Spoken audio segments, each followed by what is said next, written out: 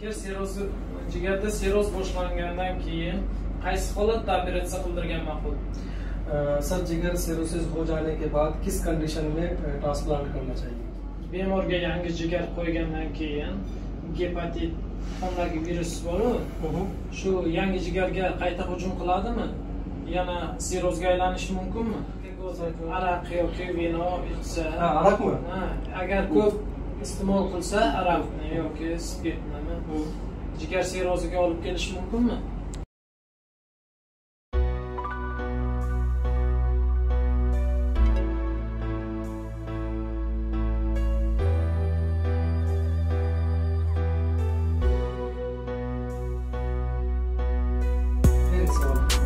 Savol bermayman. Birinchi savol tanishtirib. Assalomu alaykum. Va alaykum. Meni ismim Baxtiyor, Tojikistondan bo'laman. Hozirda ikkita bemor olib kelganman sizlarga. Sizlarni yaxshi natijali operatsiyalaringizni eshitib, hozirda ikkita bemorimiz Tojikistondan shu yerda. अपने आप को इंट्रोड्यूस कर रहे हैं कि मैं ताजिकिस्तान से हूँ और 2 पेशेंट लेके आया हूँ। एक पेशेंट डिस्चार्ज हो गया, एक अभी है और सर्विस से बहुत खुश हैं। Assalomu alaykum qadrli do'stlar, qadrli kanalimiz kuzatuvchilari, kanalimizga xush kelibsizlar. Azizlar, bugungi videomizda hozirgi kunda Hindistonga jigar sirozi bilan kelib davolanayotgan bemorlarni davolayotgan doktor Hindiston Noida shahri Fortis klinikasining jigar transplantatsiya bo'limining shifokorlari doktor Mukul bilan suhbat quramiz. Suhbatimiz davomida esa gepatit B, C, D va jigar siroziga bog'liq bo'lgan barcha aksariyat odamlarni qiziqtiradigan savollarga javob olishga harakat qilamiz. Bu borada esa bizga shu Hindistonga kelib davolanish uchun barcha xizmat servislarini yaratgan, tashkillashtirilgan inson Afzal Healthcare firmasining rahbari Mahbub Afzal bizga yaqindan yordam beradilar. Savollarga o'tsak, asosiy mavzuga o'tishimizdan avval sizlarga O'zbekiston, Tojikiston ahli nomidan kattakon rahmatlar aytamiz. Central Asian countries की तरफ से Tajikistan, Uzbekistan सब की तरफ से आप लोगों का थैंक्स बोल रहे हैं जो इतने पेशेंट को आप लोग ट्रीट कर रहे हैं। और thank you so much doctor हम sizlarga rahmat deyapmiz. Rahmat kattakon. Endi asosiy mavzuga o'tsak, savollarimiz gepatit kasalligining kelib chiqishi va xavfli turlari. Qancha muddatda sirozga aylanadi? Sir ये कह रहे हैं कि हम अपने सवाल की तरफ आते हैं। सवाल में मेन इनका कंसर्न है कि जो हेपेटाइटिस बी, सी और डी, और ये कितने दिन के अंदर में ये सिरोसिस की तरफ ये चला जाता है? कितने हिंदी में बोलना है? हाँ हिंदी जैसा। ओके, ये हेपेटाइटिस बी, हेपेटाइटिस सी और हेपेटाइटिस डी, इनका मोड ऑफ ट्रांसमिशन सेम होता है सभी ब्लड और ब्लड प्रोडक्ट से, या मदर से बेबी में है, या सेक्सुअल ट्रांसमिशन, या डायलिसिस पे जो पेशेंट होते हैं या ड्रग एब्यूजर्स होते हैं उससे ये एक से दूसरे में ट्रांसमिशन होती है। और जो हेपेटाइटिस बी जो होती है वो एक्यूट होती है, एक क्रॉनिक होती है। तो एक्यूट जो होती है जो हाल ही की होती है, और क्रॉनिक होती है जो लॉन्ग स्टैंडिंग होती है। बट लिवर सिरोसिस करने के लिए उसको कम से कम 20-30 साल लगते हैं, तब जाकर के लिवर सिरोसिस होती है, चाहे वो हेपेटाइटिस बी हो चाहे वो हेपेटाइटिस सी हो। और जब हेपेटाइटिस बी के ऊपर हेपेटाइटिस डी का इन्फेक्शन हो जाता है तो सिरोसिस जल्दी हो जाती है, तो वो 20-30 साल की जगह वो 10 साल में हो जाती है। Qarang, doktor aytyaptilar, gepatit B, gepatit C bu asosiy qondan bo'ladi, qondan yuqtiriladi, qonda bo'ladi va ba'zida onadan bolaga bo'ladi, ba'zida kimdir dializiz olayotgan bo'lsa dializizdan kimdirdan yuqish mumkin va har xil vaziyat bo'ladi. Bunda ham ikki xil deyapti, bitta yengil bo'ladi, bittaning turi juda ham og'ir bo'ladi. Bunda ham gepatit B va C bu sraz sirrosizga aylanib ketmaydi. Bu 20 yil davomida bu sirrosizga aylanadi. Agar davolanmasa sirrosizga aylanib ketadi.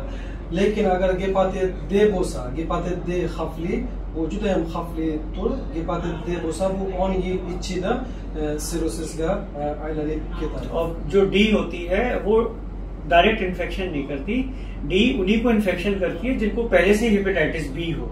Hepatitis C के साथ नहीं मिलेगी, hepatitis B के साथ hepatitis D मिल जाती है, तो सिरोसिस जल्दी हो जाती है।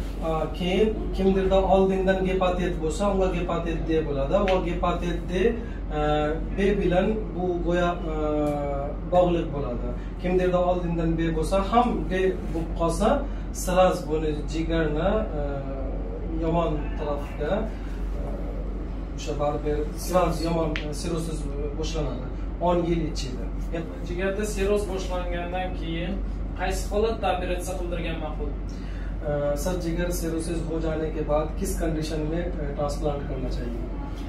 सिरोसिस होने के बाद जो कॉम्प्लिकेशन होते हैं सिरोसिस के, जैसे कि पेट में पानी आना, पैरों में स्वेलिंग होना, या बार बार ब्लड की वॉमिटिंग होना, मोशन में ब्लीडिंग होना, या पेशेंट कोमा में चला जाता है, या जॉन्डिस ज्यादा हो जाता है और पेट के पानी में इन्फेक्शन हो जाता है, या कुछ परसेंटेज में लिवर सिरोसिस की वजह से लिवर में कैंसर का डेवलपमेंट होगा, तो ऐसे केसेस के अंदर हमको लिवर ट्रांसप्लांट की जरूरत है। Doktor aytyaptilar, gepatit mana jigar sirrosis bo'lgandan keyin masalan qorinda suv bo'lsa, suv to'planish boshlanganda transplantatsiya qilish kerak. Keyin ba'zida infeksiya bo'lib qoladi, qon chiqish mumkin. Keyin bundan tashqari ba'zida og'izdan ham qon chiqish mumkin. Shunaqa ham bo'ladi. Har xil vaziyat bo'ladi. Bunaqalar bo'lsa transplantatsiya qilish kerak. Keyin sarg'ayib ketadi, bilirubin bilan yuradi. Shunaqa bo'lsa o'sha transplantatsiya qilish kerak. Keyin ba'zida axlatdan ham qon chiqadi. Shu hammasi alomatlar, shunaqa alomat chiqsa transplantatsiya qilish kerak. Tushunarli. Keyingi savolimizga o'tsak, operatsiyadan keyin bemor yoki donor jigari qancha vaqtda tiklanadi? Sir ये पूछ रहे हैं कि जैसे ट्रांसप्लांट हो गया तो patient, recipient और डोनर कितने दिन के बाद वो उसका लीवर प्रॉपर फंक्शन करने लगता है? ट्रांसप्लांट होने के बाद डोनर का और रिसिपिएंट का लिवर फंक्शन इमीडिएटली शुरू हो जाता है, ट्रांसप्लांट करते ही शुरू हो जाता है, और धीरे धीरे वो और अच्छे से करता है, और अमूमन 3 से 6 महीने के अंदर लिवर हमारा 100% ग्रो हो जाता है। ऑलमोस्ट 3 महीने में 90% और rest of the liver develop होने में, रिजनरेट होने में 6 महीने लगते हैं, चाहे वो डोनर का हो चाहे वो रिसिपिएंट का। Doktor aytyaptilar, mana jigar transplantatsiya qilgandan keyin siraz jigar ishlash boshlanadi, o'zi faoliyatni ko'rsatish boshlanadi. Lekin 100% tiklaguncha 3 oydan 6 oy davomida 100% o'zi joyiga qaytadi, 100% ishlab ketadi. Lekin siraz hammasi boshlanadi. 90% deyaptilar 3 oy ichida bo'ladi va 10% 3 oydan 6 oy ichida ishlab ketadi. Donorniki ham, bemorniki ham. Va bitta alomat doktor aytganda esimdan chiqdi. Mana alomatlar, oyoqlar ham shishib ketadi. Shu ham alomatdan beradi. Operatsiyadan keyin bemor va donorga xavfli holatlar va nimalarga rioya qilish kerak? बीमार और डोनर दोनों सर्जरी के बाद क्या-क्या एहतियात उनको बरतनी चाहिए? सर्जरी के इमीडिएट बाद एक तो कुछ चीजों का विशेष ध्यान रखना है, जैसे कोई हैवी वेट सामान नहीं उठाना है, दूसरा बाहर का खाना अवॉइड करना है, तीसरा उनको जैसे कि कोई इन्फेक्शन नहीं पकड़ना चाहिए, तो उसके लिए हमें जैसे फुल स्लीव की शर्ट पहननी है, मास्क लगाना है। ये सब जो हिदायतें हैं ये पेशेंट के लिए, डोनर के लिए नहीं। डोनर के लिए वेट नहीं उठाना है, बट मास्क तो पहनना जरूरी है, वैसे भी आजकल यूनिवर्सल है, और फुल स्लीव की शर्ट पहनना है, और अपनी दवाइयाँ टाइम से खानी है। अगर जो पेशेंट है उसको एक भी दिन दवाई नहीं छोड़नी, और यूजुअली हम डोनर को ज्यादा दवाइयाँ नहीं देते हैं, उनको 15 दिन दवाइयाँ चलती हैं, उसके बाद कोई ऐसी दवाई की जरूरत नहीं होती है, वो खाने पीने से रिकवर कर जाता है। O'zi bemor aytyaptilar, javob bergandan keyin ko'chaning ovqati yeyish kerak emas deyaptilar va doktor aytgan narsani qilish kerak va maskani taqib yurish kerak va iloji bo'lsa kiyim ham mana uzun kiyim kiyish kerak deyaptilar va infeksiya bo'ladigan joydan ehtiyot bo'lish kerak va donor masala bo'yicha aytyaptilar, donor ham og'ir ko'tarsa bo'ladi, lekin unaqa darajada emas, boshda 15 kun dori ichish kerak donor, 15 kundan keyin donor bemalol hammasi bo'ladi. Vaqtinchalik ehtiyot qilish kerak, undan keyin bemalol bo'ladi. Rahmat. Keyingi savolimizga o'tsak, bemorga yangi jigar qo'ygandan keyin gepatit qondagi virus bor-ku, shu yangi jigarga qayta hujum qiladimi? Yana sirozga aylanishi mumkinmi? Sir जो hepatitis patient है और liver transplant उनका हो गया है, तो जो पहले का हेपेटाइटिस है, नए लीवर लगाने के बाद क्या वो फिर से वो अपना असर दिखा सकता है, फिर से वो लीवर सिरोसिस में वो कर सकता है या फिर उसके चांसेस कितने होते हैं सर? ओके, जो हेपेटाइटिस बी होता है उसको रिकरेंस के चांसेस होते हैं, बट आजकल दवाइयाँ इतनी अच्छी हैं जो कि हम ट्रांसप्लांट से पहले ही शुरू कर लेते हैं, जिससे कि हमारा जो वायरस का डीएनए है वो नेगेटिव हो जाए और उसको हम ट्रांसप्लांट के बाद भी देते हैं। जो भी 4-5% दोबारा से रिकरेंस होने के चांसेस होते हैं तो वो भी खत्म हो जाते हैं, उसकी दवाई फिर लाइफ लॉन्ग चलती है। Biz doktor aytyaptilar, juda to'g'ri savol bergansiz. Bu aytyaptilar, jigarda virusiz bo'ladi-ku, endi transplantatsiya bo'lgandan keyin ham bu qonda bo'ladi. Lekin doktor aytyaptilar, biz lecheniya transplantatsiyadan oldin bunga qarshi lecheniya boshlaymiz, lecheniya qilib turamiz va transplantatsiyadan keyin ham buni ichib turish kerak va yangi jigar qo'ygandan keyin buning ehtimol baribir bo'ladi. Bu 4% dan 5% deyaptilar, atkaz berish mumkin. Lekin o'shaning uchun biz har ehtimolga qarshi oldindan biz virusni o'ldiramiz deyaptilar va keyin ham buni lecheniyani davom etish kerak. Xudo xolasa bu umuman qaytib kelmaydi, qaytib chiqmaydi. Endi har bitta mayda kichkina operatsiyada bu ehtimol bo'ladi 4% dan 5%. Jigar transplantatsiyasi bo'yicha birinchi operatsiya qilgan kishilarning hozirda holati qanday? Sir ये पूछ रहे हैं कि फर्स्ट जो आपने ट्रांसप्लांट किया होगा तो उस पेशेंट की कंडीशन अभी कैसी है? ठीक है वो? ठीक है, yaxshi bu, yaxshi, bemalol. Keyingi savolimiz, bemor yoki donor ayol kishi bo'lsa qancha vaqtdan keyin homilador bo'la olishi mumkin? Patient या डोनर ट्रांसप्लांट के बाद कब वो बेबी प्लान कर सकते हैं? यूजुअली एटलीस्ट 6 महीने का वेट करना चाहिए अगर वो डोनर है, और अगर वो पेशेंट है तो 1 साल का वेट करना। अगर donor bo'lsa 6 oy ehtiyot qilish kerak. 6 oydan keyin farzand bo'lsa bo'laveradi, homilador bo'lsa bo'ladi. Lekin agar bemor o'zi bo'lsa, kasal, u 1 yildan keyin farzandli bo'lsa bo'ladi. Homilador bo'lsa bo'ladi. Ayol kishida gepatit bola uchun o'tadimi? अगर lady patient है तो बच्चे को भी हेपेटाइटिस होने के चांसेस होते हैं, लेकिन वो 5% ही ehtimol bo'ladi, imkon bor, lekin 5% deyaptilar. Ko'pmas. Juda kam. Juda kam. Rahmat. Faoliyatlaring davomida shu kungacha qancha bemorlarni davolagansizlar? अभी तक सर कितने पेशेंट को आपने ट्रीट किया है अप्रोक्सीमेटली? हमने अभी तक ऑलमोस्ट 1500 लिवर ट्रांसप्लांट किए हैं और बहुत अच्छे हमारे रिजल्ट्स हैं। ऑलमोस्ट 96-97% इमीडिएट सर्वाइवल है और साल भर सर्वाइवल 92% होता है। और देखा है कि 5 साल बाद एक बार निकल जाते हैं तो सर्वाइवल में प्रॉब्लम नहीं आती है, तो 85% सर्वाइवल हमारा मतलब 5 साल से। Doktor aytyaptilar, biz bir yarim ming taxminan transplantatsiya shu yerda kelganmiz haligacha va operatsiya bizning garantiya 96% dan 97% kafolat berdi. Sraz tuzalib ketish va 1 yil ichida ham ba'zida bemorlarga og'irlashib ketadi, boshqa bo'ladi.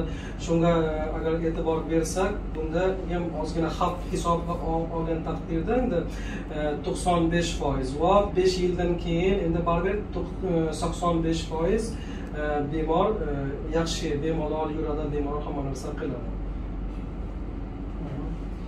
Tushunarli. Yana bitta aynan qiziqarli savol sizga.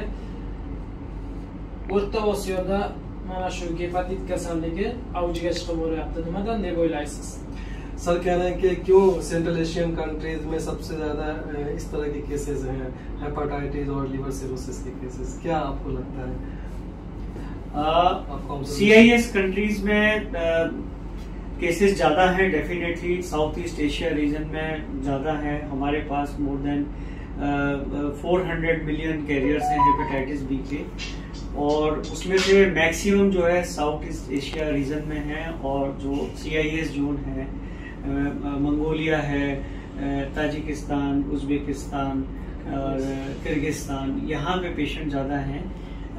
क्योंकि जो जैसा मैंने बताया कि जो mode of transmission होती है, जो कंजेनाइटल होती है, पेरेंट्स से बच्चों में आती है, IV ड्रग एब्यूजर्स होते हैं उससे आती है. तो इसकी टेस्टिंग 1990 से पहले इतनी ज्यादा नहीं होती थी. तो जब कोई ब्लड ट्रांसफ्यूजन किसी को करते थे तो वो विदाउट स्क्रीन कर देते थे. ओके, तो कोई ऑपरेशन किया तो उसमें इंस्ट्रूमेंट्स यूज करते थे, उनका प्रॉपर स्टरलाइजेशन नहीं होती थी. तो इसलिए एक से दूसरी बीमारी में गए, और फैमिली में है तो वो पूरी फैमिली में चली जाती है वो बीमारी. और वहां पर काफी रीजन ऐसे हैं जिसका अभी एक्सप्लेनेशन नहीं है कि क्यों वहां ज्यादा होती है. बट रीजन यही है कि पहले स्क्रीनिंग नहीं थी, पूरे वैक्सीनेशन के प्रोग्राम्स नहीं थे उसको रोकने के लिए, और जो है स्टरलाइजेशन ऑफ इंस्ट्रूमेंट पूरी तरीके से नहीं होता था. तो फिर वो फैमिली में ही पेरेंट्स को, फिर बच्चों को और उनके बच्चों को जुदा. तो कुछ ऐसे जीनोटाइप्स होते हैं, कुछ इसके ना 7-8 जीनोटाइप होते हैं हेपेटाइटिस बी के, और जो हेपेटाइटिस सी होती है उसके 6 जीनोटाइप होते हैं. तो कुछ जीनोटाइप्स ऐसे हैं वहां पे जो ज्यादा ट्रांसमिशन करते हैं as compare to genotype which is present in west. मतलब US और अमेरिका में जो है वो जीनोटाइप डिफरेंट है, यहाँ के जीनोटाइप डिफरेंट है. ये ज्यादा मल्टीप्लाई करते हैं और ज्यादा transmit. Doctor Tiyaptilar O'zbekiston, O'rta Osiyoda bu kasallik endi sababi, ayniqsa eng asosiy sabab masalan avloddan, masalan kimdirda bo'lsa qondan bo'ladi va qon qo'yilganda bo'ladi, uni yaxshilab tekshirmaydi, boshqa qilmaydi. Shu sababdan eski holatlarda borku ko'p bo'lgan. Endi baribir rivojlangan boshqa, lekin oldin shunaqa ko'p bo'lgan va qon qo'yilganda, hattoki operatsiya qilgan paytda ishlatadigan apparatlar, o'sha masalan oldin kimda gepatit kasal bo'lsa uni ishlatilgan, boshqaga ishlatganda shunaqa ko'p boshqalarga yuqqan. Va yana boshqa sabablar ham bor. U yerda ob-havoda qanaqadir bu ko'p gepatit kasallik bo'lganiga sabab bo'ladi va hali ko'p sabablar ham haligacha noma'lum, aniq emas. Lekin bu eng asosiy sabablar deyaptilar va u yerda unaqa ehtiyot qilinmagan sababdan va berberdan boshqaga yuqqan ko'p. Shu sababdan u yerda shu gepatit kasallikka chalingan bemorlar ko'p deyaptilar.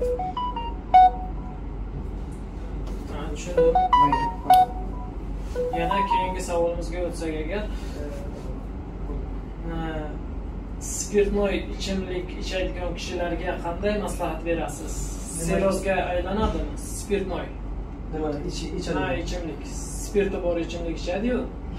Shunday kishilarga जैसे पेप्सी वगैरह इस तरह की चीजें पेशेंट को लेना चाहिए या पेप्सी वगैरह नहीं लेना चाहिए, क्योंकि they are high calorie drinks और कार्बोहाइड्रेट्स होते हैं इसमें ज्यादा. तो इसलिए वो फिर लिवर के अंदर फैट ज्यादा जमा करते हैं, तो वो फैटी लिवर डेवलप होगा. तो बीमार व डोनरga ichish mumkin emas deyaptilar, chunki bu ichgandan keyin jigarda yog' paydo bo'ladi. O'shaning uchun ehtiyot qilish kerak deyaptilar, mumkin emas. Yo'q, mana tushunmadilaring chog'i spirt, alkogol bo'lmaydi. Aroq yoki vino ichsa, aroqmi? Agar ko'p iste'mol qilsa aroqni yoki spirtni jigar sirroziga olib kelishi mumkinmi? कल करेंगे, कल करेंगे. हाँ, सुबह एनपीओ 6 बजे के बाद. ठीक. अल्कोहल का पूछ रहा है कि सर शराब अल्कोहल नहीं पी सकते, ना स्मोक कर सकते, ना उम्र मुमकिन मास छत्तीस मुमकिन मास, जो कि इम्यूनोसप्रेशन से क्योंकि रिएक्ट उन्होंने करती है इतना पसायती रही और वो कैंसर डेवलप। वो ऑन्कोलॉजिस्ट की ना aylantiradi bu eshitdinglar bo'ldi. Shu bilan savollarimizga yakunlaymiz bo'lmasa. Qimmatli vaqtingizni ayamay yo'q demaganingiz uchun sizga katta rahmat aytamiz. अपने कीमती वक्त देने के लिए और Thank you. मना नहीं करने के लिए आपका thank you so much. Thank you so much. Thank you so much. Thank you.